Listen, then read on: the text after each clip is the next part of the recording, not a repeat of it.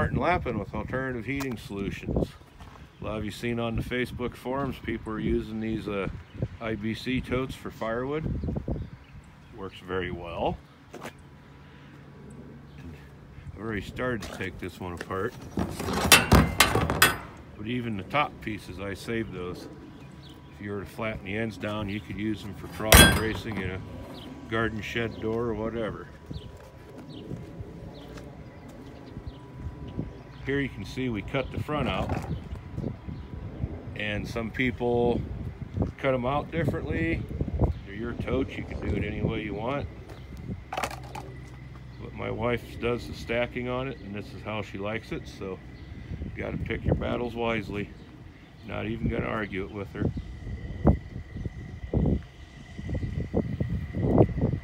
Take the tops of the totes and cut them off like so. Use them for lids once they're full. The bottoms, you can see that's the side out one, and the bottom there I'll lay on the ground and stack the totes on it.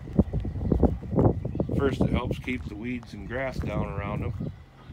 And secondly, on our ground, if you just sat them on the ground, come winter they're going to be sunk in and froze down, and you will tear them up trying to break them loose.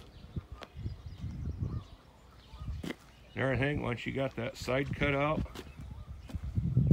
we just take that, step it in the ground, and if you like target shooting, just tape your target to it and you're all set to go.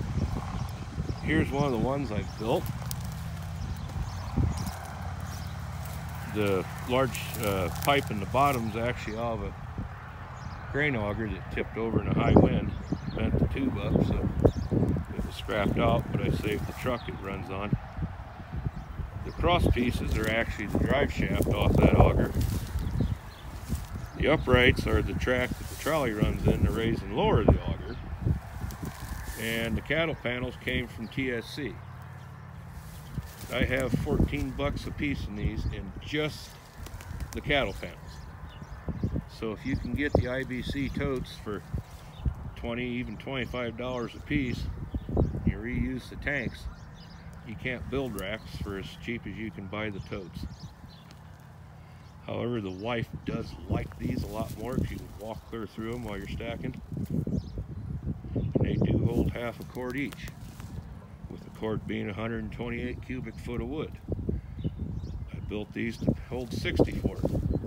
If your bottom pieces aren't long enough to make it 4 foot, you just raise your ends a little to make up for the difference, so you still end up with 64 cubic feet. Or you can just cut the top off the tank itself, and here I just screw them to a wood pellet and take a 1-inch spade bit, drill some holes in the bottom. I'm not going to mess with these too much more until I can find some plastic pellets to screw them down to. Wood pellet just does not last long being left outside on moist ground all the time. In the future, I'll probably just cut the center clear out of them and leave enough around the outside edge to screw down. So there's absolutely no way the water can sit in the bottom of them. Here you see some the wife's already stacked, sitting on the side panels, so they don't sink in and freeze down. And you can see if you're short on tanks to use for lids, you can cut the bottom out and use the bottom too. It's not quite as handy as off the top. They have these little eyes. It's a lot easier to grab them little eyes and try to put it on or off than it is a smooth surface. If you want to leave more tank, you can cut these shorter, but then you'll probably have to put a screw in them to keep them down in the high wind. Just one screw each side will hold them. I've done that too. I don't like to though, because now you need a way to remove the screw all the time in the dead of winter. Found if you leave them a little longer like this, put them in place, then pick them up and move them to wherever you're going to store them. The wood shifts around, that top is pretty much not moving until you're ready for it. You can see here she does a pretty good job of stacking them too. Pieces are mostly turned out so the water runs off of them and out instead of going in. And here's a handy dandy loader sized or skid steer sized wastebasket. cut the top clear out of the toe. A dozen tech screws with fender washers on them. Fill it up to whatever until you're ready to dump it later, and just flop it over on the side. Stick the forks through one channel or the other, and pick it up upside down. It will empty out. One distinct advantage I did have growing up is I got to spend a lot of time with my grandparents.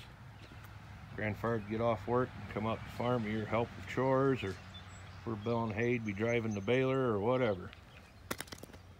If he wasn't working that day and we're out in the field, and come lunchtime, we'd head back to his house for lunch. And for some reason, Grandma always had the best leftovers. But if there's one thing you learned from the generation that lived through and survived the Great Depression, you do not throw anything away if there's still a use for it. Reuse, repurpose, recycle. Seem to remember growing up, every tractor on the farm had an old inner tube with probably about 12 patches on it for a battery tray liner.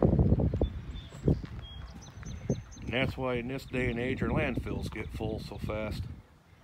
Even if you try to spend a little extra to buy a quality product, when it breaks, it's junk.